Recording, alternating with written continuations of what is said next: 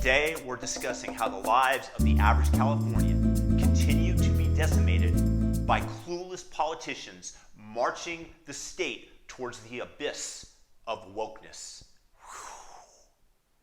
Specifically, what we're talking about is Assembly Bill 5, which passed through the California legislature and was signed into law by Gavin Newsom recently.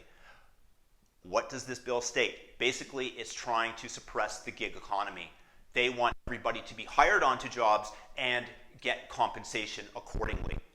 Sounds okay, right? This is the compassion that I'm talking about. But what's actually taking place is pretty predictable, and that's that the woke companies like Vox Media, the exact type of outlet that will agitate and agitate for industry regulation for everything. Go workers, we're all in favor of the worker. And what do? They fire their workers. They bought out a company called SB Nation, a sports blogging website, and they're firing all their California employees and moving the jobs out of the state because they don't want to pay them and they don't want to deal with the stifling California regulations. It's simply easier and more profitable, and you can find similarly talented writers at the level of pay that you're offering out of state. So this is what's happening. The jobs in California are just being erased by the fake compassion politicians. The woke politicians are destroying the state, destroying the livelihoods of many people. And yes, the high-tech industry is in California that provides billions of dollars in tax revenue, with which they run their experiments. Meanwhile, the homeless are piling up, the streets are dirty as hell, crime rises, and yet they want to take the focus away from solving that and try to suppress people that are trying to work for a living in the gig economy. There might be a few that might get jobs of these people that have proven themselves, that would have never gotten the chance to prove themselves without entering in at the base level and building up their writing resume, whatever else they manage to do. And every other job is going out of state. So thousands of Californians are now out of a job. And honestly, it's tragic. I feel for these people. Imagine waking up in the morning having done absolutely nothing wrong except for perhaps voting for a politician who then takes your job away in the interest of goodness and compassion and workers' rights. This is the same thing with the minimum wage. You raise the minimum wage, you reduce employment. And people that are working on gigs are generally pursuing other endeavors, other dreams, and they want the freedom and flexibility. And even for the people that might get hired on full-time, now they're on staff.